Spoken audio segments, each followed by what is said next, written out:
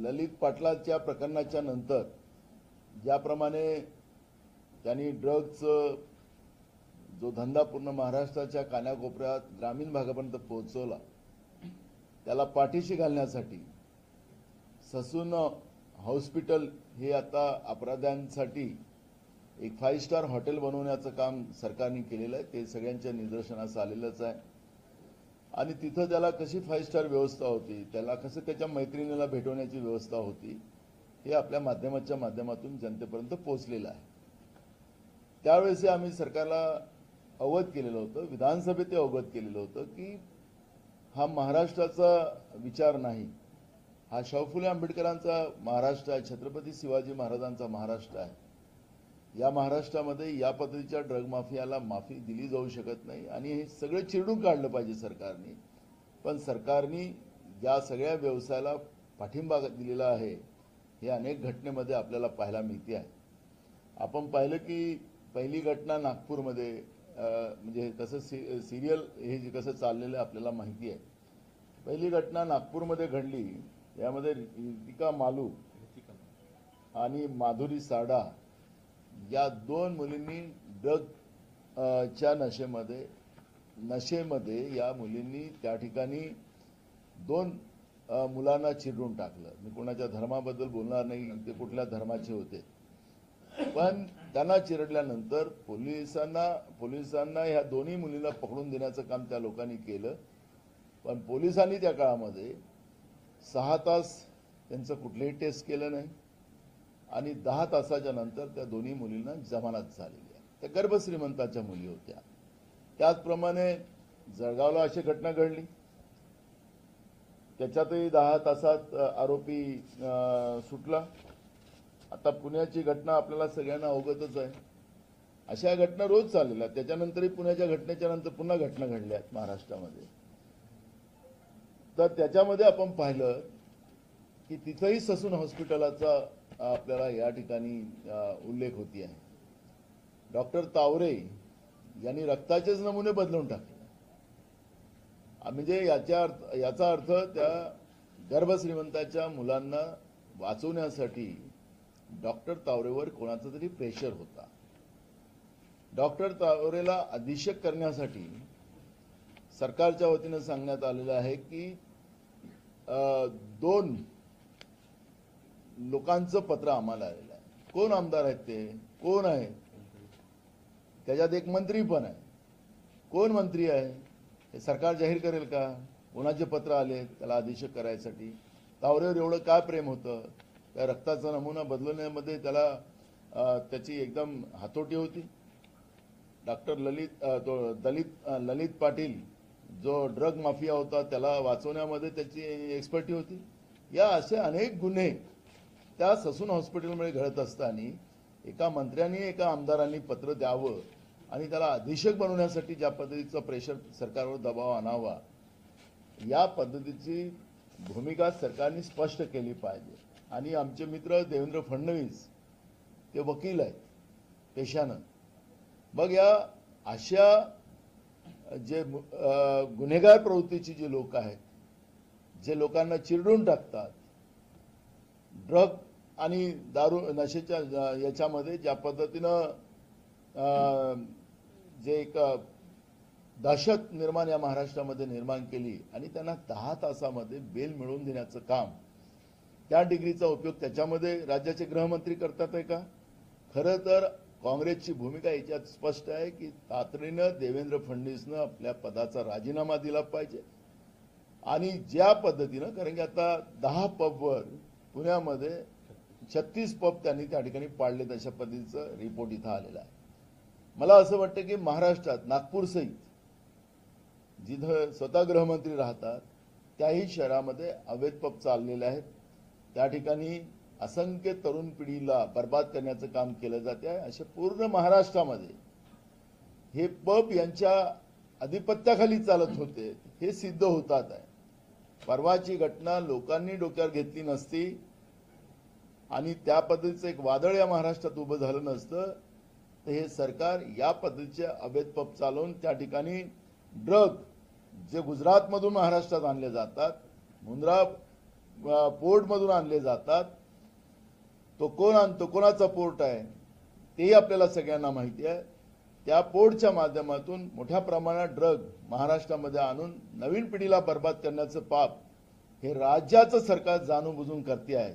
म्हणून ही सरकारही त्याला जबाबदार आहे. ही भूमिका काँग्रेस पक्षाची आहे आणि म्हणून तातडीनं या सरकारनं स्पष्टीकरण तर दिलंच पाहिजे. पण राज्याच्या मुख्यमंत्र्यांनी ज्या पद्धतीनं या आरोपींना वाचवण्यासाठी देवेंद्र फडणवीसांना आपल्या वकिलीचा फायदा म्हणजे ते त्यांची ती डिग्री आहे, लॉ केलेला आहे त्यांनी, आणि म्हणून त्याचा फायदा अशा धनदागड्या मुलांना आणि मुलींना वाचवण्यासाठी तो उपयोग करतात आहेत. म्हणून मुख्यमंत्र्यांनी त्यांचा तातडीने राजीनामा घ्यावा ही भूमिका काँग्रेस पक्षाची या ठिकाणी आहे. आणि त्याचप्रमाणे संविधानाला संपवून मनुस्मृती या देशामध्ये आणण्याचा जो घाट या भाजपने आणलेला आहे त्याचाही प्रत्यय गेल्या 2 दिवसापासून आपल्या लक्षात येते आहे. पाठ्यपुस्तकामध्ये मनुस्मृती आणण्याचा एक प्रयत्न त्यांनी केला आणि त्याच्या माध्यमातून महिलांना कुठलाही त्याच्यामध्ये स्थान नाही. मनुस्मृतीचं जे बेसिक आहे ते खऱ्या अर्थानं त्याच्यामध्ये महिलांना कुठला स्थान नाही. त्याच्यामध्ये ते खऱ्या अर्थानं या भारताच्या लोकशाहीमधल्या देशासाठी न परवडणारी, न मानसिक विचाराला परवडणारी ही व्यवस्था भाजप जाणून बुजून अभ्यासक्रमात आणून संविधानाला बाजूला करून मनुस्मृती आणायचा जो प्रयत्न करतात त्याचा आम्ही निषेध करतो. आज मंत्र्यांनी जाहीर केलेलं आहे की आम्ही ते आणणार नाही, पण यांच्या मनामध्ये ते पाप चाललेलं आहे हे सिद्ध झालेलं आहे. त्यांनी तर त्या मंत्र्यांनी सांगितलं की तो श्लोक आहे, त्या श्लोकचा अर्थ वेगळा आहे, त्यांनी सांगावं काय श्लोकचा अर्थ आहे. पण या पद्धतीनं या देशामध्ये आणि महाराष्ट्रातल्या शाहू फुले आंबेडकरांच्या महाराष्ट्रामध्ये या पद्धतीचं मनुस्मृतीचे जाळमुळे फोडण्याचं पाप, पेरण्याचं पाप अगर बीजेपी करत असेल तर काँग्रेस कधीही त्याला मान्य करणार नाही. ज्या लेवलवर आम्हाला ती लढाई करावी लागेल ती काँग्रेस पक्ष लढेल. ही भूमिका काँग्रेस पक्षाची आहे.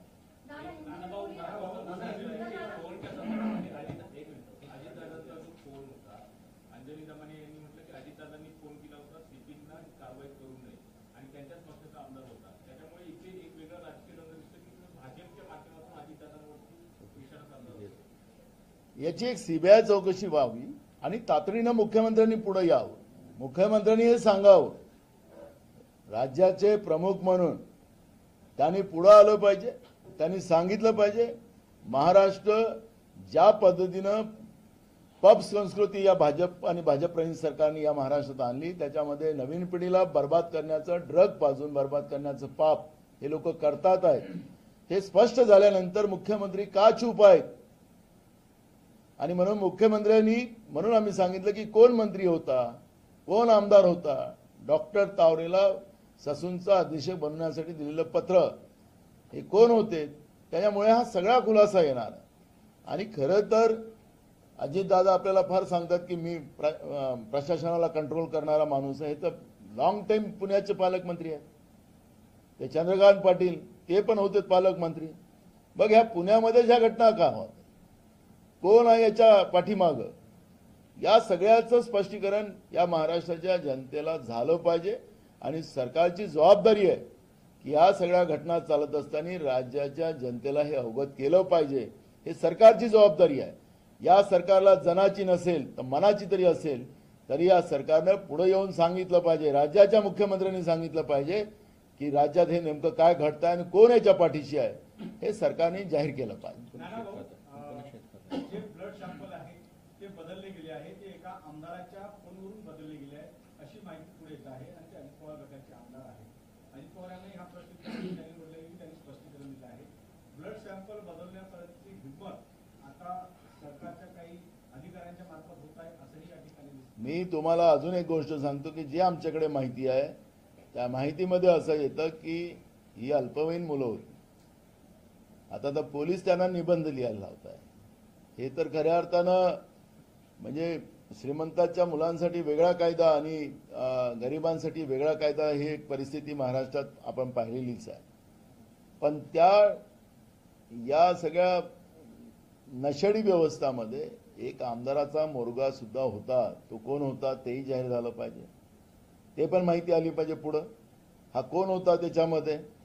गाडीमध्ये उतरणारी लोक तर 2 होती. ते कोण होती तेही समोर आलं पाहिजे. खूप साऱ्या गोष्टी लपलेल्या आहेत त्याच्यात.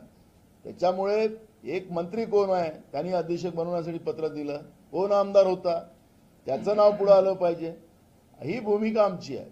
त्यामुळे सरकारने पुढे येऊन मग हे रक्ताचे नमुने बदलवणं वगैरे हे सगळाच खुलासा सरकारने केला पाहिजे. आणि याला आता कुठलंही ते म्हणू शकतात की चौकशी चाललेली आहे, चौकशीमध्ये अडचण होणार आहे. कशाची चौकशीमध्ये अडचण होणार आहे. म्हणजे सगळे पुरावे नष्ट करणं आणि जो लोकांमध्ये संभ्रम निर्माण झाला त्याला दूर करणं हे सरकारची जबाबदारी आहे. सरकारचं उत्तर ते येणार आहे. म्हणून मी त्याचं उत्तर पहिलेच देऊन ठेवतोय की तुम्ही आम्हाला तुमची जबाबदारी आहे की हा संभ्रम लोकांमध्ये निर्माण झालेला आहे. लोक भयभीत आहेत आणि जिथं जनता भयभीत असेल तिथं सरकारने पुढे येऊन लोकांना आश्वासित करणं हे सरकारची जबाबदारी आहे.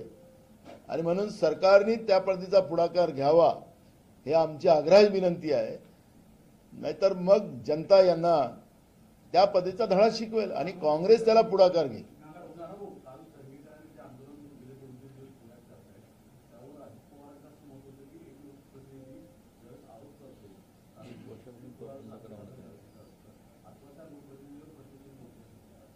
त्यांनी 1 वर्षापासून रवींद्र धंगेकरांनी पबच्या बद्दलचे आक्षेप उचललेला आहे. त्यांनी सांगितले की पब संस्कृती इथं बंद करा हे रवींद्र धंगेकरांचं मत आहे. मग आज तुम्ही 36 पब पाडलीत. मग कशामुळे पाडले. नाही ना, ऐका ना, त्याला आरोप ऐका. त्याला अजित पवार काय तुम्हीच पालकमंत्री आहे तिथले. मग आता का पाडले 36. मग रवींद्र धंगेकरांनी त्यावेळेस आरोप केला. त्यावेळेस चौकशी लावून लोकप्रतिनिधींनी एखादी भूमिका मांडली. सरकार म्हणून त्याच्यामध्ये लक्ष घालणं हे सरकारची जबाबदारी आहे. मग सरकारने 1 वर्षापासून रवींद्र धंगेकर त्या पबच्या बद्दलचा आक्षेप घेतोय. तिथं ड्रग चाललेला आहे, तिथं नाईट लाईफ कशी चाललेली आहे त्याच्याबद्दलचं रवींद्र धंगेकरांनी आरोप लावलेले आहेत. त्याच्यावर लक्ष का घातलं गेलं नाही. आता 36 तुम्ही पब का पाडतात. मग याचं उत्तर अजित पवार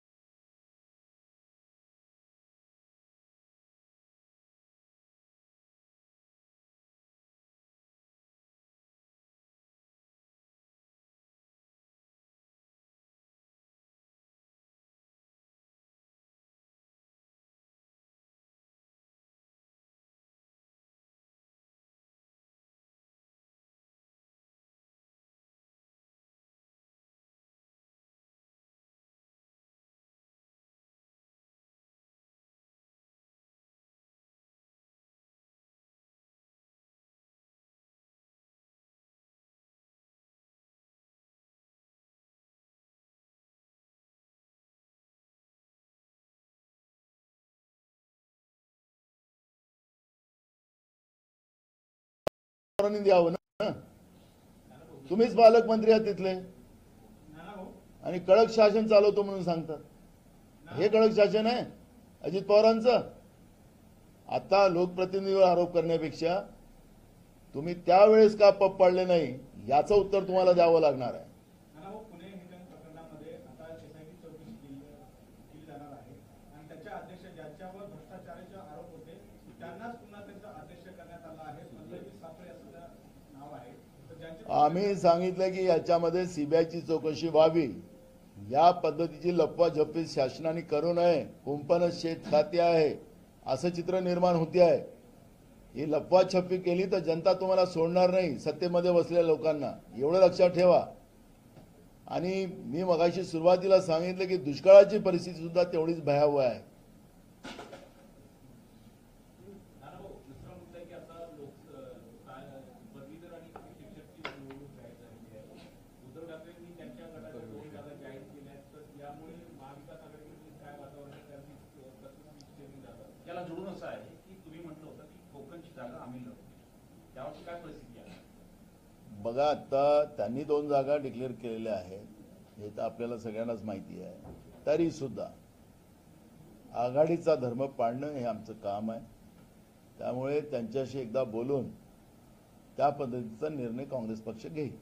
पण नाना भाऊ कोकणची जागा तुम्ही लढणार आहात का? कोकणमध्ये उमेदवार कोण असणार आहे? कारण त्यांच्याकडून पूर्ण तयारी झाली आणि त्यांचा आमच्याजवळ मुंबईतही उमेदवार आहेत, आमच्याजवळ कोकणातही आहे आणि आमच्याजवळ नाशिकमध्ये पण उमेदवार आहेत.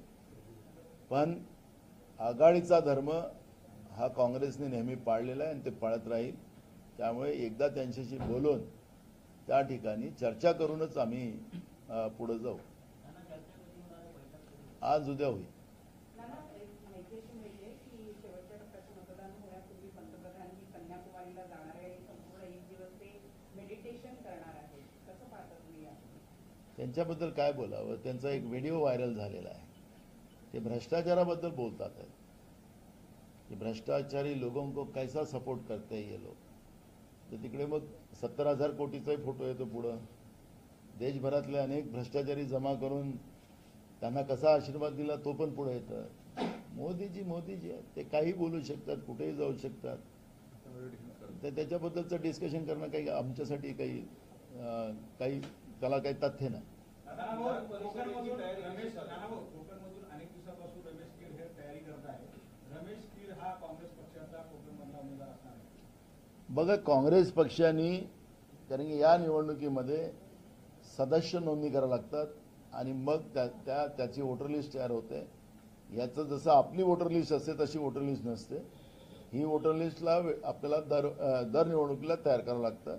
जवळपास 1 लाख वोटर्स आम्ही कोकण पदवीधर मतदारसंघामध्ये आम्ही तयार केलेले आहेत आणि काँग्रेस पक्षाच्या वतीनं हे आणि त्यांचे प्रभारी आम्ही रमेश कीरला केलेलं होतं. आणि त्याच्यामुळे पूर्ण कोकणामध्ये फिरून त्यांनी तालुक्यात जिल्ह्याच्या ठिकाणी सगळ्या मिटिंगा घेऊन त्या पद्धतीनं तिथं तयारी केलेली आहे. आता ह्या जागा वाटपाचा निर्णय झाल्यानंतर उमेदवार कोण द्यायचा ते तातडीनं आम्ही जाहीर करू.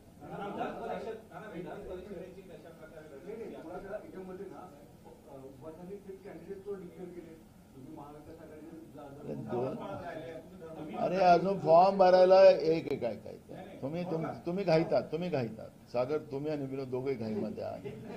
मी सांगत आहे की याचा फॉर्म भरायचे तारीख 31 तारखेपासून तर 7 तारखेपर्यंत आहे. मी 2 दिवसच म्हटलेलं आहे. त्याला 31 तारीख यायला 2 दिवस, अजून 3-4 दिवस वेळ आहे. त्यामुळे मी 2 दिवसच वेळ मागितला आणि तुम्ही घाई करताय.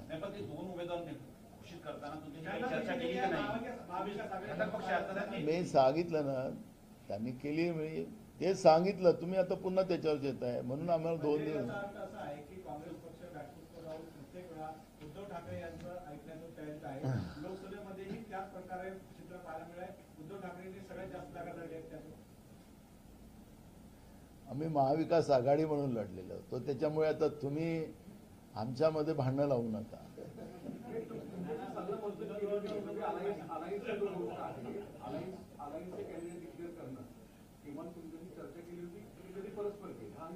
मी सांगितलं ना, परस्पर केलं म्हणून सुरुवातीला सांगितलं. आघाडीचा धर्म आम्ही पाळू असं ते पण तुम्हाला सांगितलं. त्याच्यामुळे त्यांच्याशी चर्चा करू आणि 2 दिवस आम्हाला वेळ द्या असं सांगितलं. हाँ। नेता विधायक डॉक्टर सबका इन्वॉल्वमेंट इसमें सामने आ रहा है। राज्य सरकार सीबीआई जांच की मांग की, गृहमंत्री के इस्तीफे की मांग की, क्या कहना है? आपने देखा होगा कि महाराष्ट्र में 2 इशू बर्निंग इशू है। महाराष्ट्र में एक सूखे की परिस्थिति, भयावह परिस्थिति बनी हुई है, पीने के पानी का प्रश्न और जानवरों को चारे का प्रश्न बड़े पैमाने में पैदा हुआ है और उसके तरफ भी सरकार का ध्यान नहीं। आप महाराष्ट्र में 1 साल पहले से ललित पाटिल नाम के एक ड्रग माफिया का शुरुआत हुई और उसको पूरा सपोर्ट राज्य की सरकार कर रही थी। यह हमने विधानसभा में भी सरकार को बताया और सरकार ने इसका तरफ ध्यान नहीं दिया और इसका मेन अड्डा बना पुणे का ससून हॉस्पिटल। ललित पाटिल को ससून हॉस्पिटल में 5 स्टार व्यवस्था बना के दी। अब ड्रग माफिया को अगर ससून हॉस्पिटल में अगर 5 स्टार व्यवस्था बनाई दी जा रही है, उनकी सहेलियां उनको मिलने आ रही है, सब व्यवस्था उनको बना के दे रही और आपके मीडिया के माध्यम से उस समय दिखाया भी गया। सरकार उसके तरफ ध्यान देने को तैयार नहीं। और महाराष्ट्र में एक सीरियल शुरू हुआ, ड्रग पीकर अमीरों के बच्चों ने गाड़ियां चलाना और आम आदमी को कुचल दे। उसकी घटना की शुरुआत हुई नागपुर से। एक रितिका मालू और माधुरी साड़ा ऐसे 2 बच्चियों ने, अमीरों की बच्चियों ने 2 युवाओं को गाड़ी के नीचे कुचल दिया। लोगों ने पकड़कर वो दोनों लड़कियों को पुलिस को सौंपा। पुलिस ने 6 घंटा उनका कोई मेडिकल टेस्ट नहीं किया। 6 घंटे बाद उसका टेस्ट किया गया और 10 घंटे के बाद उनको बेल से रिहा किया गया। जलगांव में घटना हुई, कई शहरों में घटना हुई, लेकिन जब लोगों का उद्रेक, जब पुणे में घटना हुई तो पुणे के घटना के बाद लोगों में गुस्सा बढ़ गया। वहां पर जिस तरह से घटना हुई तो एक विधायक का लड़का भी, ये जो अमीर जादा के लड़के के साथ जो नाबालिग था, वो भी वहां पर नशा कर रहा था। ये मालूमात हमारे पास है। वो कौन विधायक का लड़का है वो भी एक स्पष्टीकरण सरकार ने देना चाहिए। जिस तरह से ससून हॉस्पिटल के डॉक्टर तावरे ने वहां पर जो ब्लड सैंपल कचरे के कुंडी में डालकर नया सैंपल वहां पे जोड़ने का पाप जो किया, जो सामने बात आई, तो उस डॉक्टर तावरे को उस हॉस्पिटल का अधीक्षक बनाने के लिए, सुप्रिटेंडेंट बनाने के लिए कौन मंत्री ने लिखत दिया था, कौन विधायक था जो सरकार को उसको अधीक्षक बनाने के लिए खत दिया था, वो राज्य के मुख्यमंत्री ने तुरंत डिक्लेयर करना चाहिए। सरकार ड्रग माफिया को सपोर्ट कर रही है। हमारे पुणे के विधायक दंगेकर जी ने बार बार वो पब में चलने वाले काले धंधे के बारे में अवगत कराया। गए 1 साल से वो लड़ रहे हैं, लेकिन सरकार उसके तरफ ध्यान देने को तैयार नहीं। कल तो पुलिस को कितना पैसा दिया जाता उसकी एक रेट लिस्ट उसमें डिक्लेयर कर दी गई। हफ्ताखोरी, टोल वसूली, जिस तरह से सरकार और पुलिस कैसे इस धंधे में शामिल है, ये कल सामने आया। और तब पुलिस ने 36 पब गिराया, वहां पे उसको गिराया गया, पुलिस के माध्यम से उसको गिराया गया। इनलीगल थे। तो आखिरी इनलीगल इस व्यवसाय को कौन सपोर्ट कर रहा था? सरकार का पूरा आशीर्वाद था, पुलिस का आशीर्वाद था। तो जो पाप वहां पर हो रहा था, सरकार क्यों चुप थी? हमने विधानसभा में ललित पाटिल का भी मुद्दा उठाया, ये ड्रग माफियाओं का मुद्दा उठाया, ये इस तरह के अवैध पब जो चल रहे थे उसका भी मुद्दा उठाया। सरकार ने उसकी तरफ ध्यान नहीं दिया। अब जब पुणे में ये घटना होने के बाद पब्लिक सरकार के विरोध में और प्रशासन के विरोध में खड़ी हुई, तब ये सरकार जागी और 36 पबों को वहां पे गिराया गया, अनाधिकृत पब को गिराया गया। तो इसका मतलब है कि सरकार महाराष्ट्र में जो गुजरात के मुंद्रा पोर्ट से जो ड्रग बड़े पैमाने में देश में आ रहा है, जो महाराष्ट्र में आ रहा है, उसको चलाने का काम अगर सरकार कर रही है तो सरकार ने इसका स्पष्टीकरण देना चाहिए कि ड्रग कहां से आ रहा है, कौन है इसके पीछे, किसका सपोर्ट है इसमें। राज्य के आने वाली जनरेशन को बर्बाद करने का अधिकार इस भाजपा प्रणीत सरकार को किसने दिया है, ये जवाब अब महाराष्ट्र की जनता पूछ रही है, लेकिन सरकार सामने नहीं आ रही। राज्य के मुख्यमंत्री ने तुरंत राज्य के गृह मंत्री का, जो देवेंद्र फडणवीस का, रिजाइन लेना चाहिए। राज्य के गृह मंत्री अपने एलएलबी के डिग्री का दुरुपयोग कर रहे हैं। 10 घंटे में इस तरह के वारदात करने वाले गुनहगारों को वो बेल पे छोड़ने की व्यवस्था उनके माध्यम से हो रही है। पुलिस उस तरह से पेपर बनाती है और 10 घंटे में उनको जमानत दिलाई जाती है। तो सरकार ने ये तरफ भी ध्यान देकर देवेंद्र फडणवीस का तुरंत राज्य के गृह मंत्री का रिजाइन लेना चाहिए, इस्तीफा लेना चाहिए, ये मांग हम करते हैं। और मुख्यमंत्री ने सामने आकर जनता को यह अवगत करना चाहिए, क्योंकि महाराष्ट्र में जनता भयभीत है, रास्ते में चलने को भी डर पैदा हो गया। अमीर जादे बच्चे ड्रग पीकर जिस तरह से लोगों को गाड़ियों के नीचे कुचल रहे हैं, इसलिए लोगों के बीच में डर पैदा हो गया। तो इसलिए राज्य के मुख्यमंत्री ने सामने आकर इस बात से अवगत करना चाहिए कि हम ये सब रोकने में ना सफल हुए और उसके लिए हम क्या क्या योजना करने वाले हैं वो राज्य की जनता को बताना चाहिए। अगर इनको जन की नहीं है तो मन की अगर शर्म हो तो ये सरकार ने ही इस्तीफा देना चाहिए, ये मांग कांग्रेस करती है। नहीं तो जनता और कांग्रेस ये पूरे महाराष्ट्र में ये सरकार के विरोध में आंदोलन करेंगी, क्योंकि महाराष्ट्र की पीढ़ी को हम बर्बाद नहीं होने देंगे। ये मंसूबा ये कांग्रेस पार्टी का है। और दूसरा इश्यू जो है मनुस्मृति का, राज्य में बच्चों के पढ़ाई में मनुस्मृति लाने की कोशिश सरकार कर रही है। हमने उसका विरोध किया तो आज सरकार बोलती कि हम वो सब्जेक्ट नहीं लाएंगे, लेकिन सरकार केंद्र की हो या राज्य की सरकार हो, ये संविधान विरोधी है और ये संविधान हटाकर मनुस्मृति लाने की कोशिश कर रही है, जिसमें महिला का कोई स्थान नहीं। असमानता उसमें पैदा करने का काम मनुस्मृति में किया गया है और वो चाहती है बीजेपी, वो राज्य की और केंद्र की सरकार चाहती है कदापि ये मनुस्मृति देश में लागू नहीं होने देंगे। यह कांग्रेस का पूरी कोशिश रहेगी और पूरी तरह से अगर सरकार ये गलती से लाने की कोशिश करी तो महाराष्ट्र ये कभी भी इस बात को मान्य नहीं करेगा। ये शाहू फुले अंबेडकर का महाराष्ट्र है, ये छत्रपति शिवाजी महाराज का महाराष्ट्र है। मनुस्मृति महाराष्ट्र में कभी भी लागू नहीं होने देंगे। नाना, आपने कहा कि 2 विधायकों और एक मंत्रियों ने ससून अस्पताल के डॉक्टर को पत्र लिखा था। ये पूरा मामला क्या है, क्या जानकारी आपके पास है? आपने सीबीआई जांच की भी मांग की। देखो एकदम क्लियर इशू है।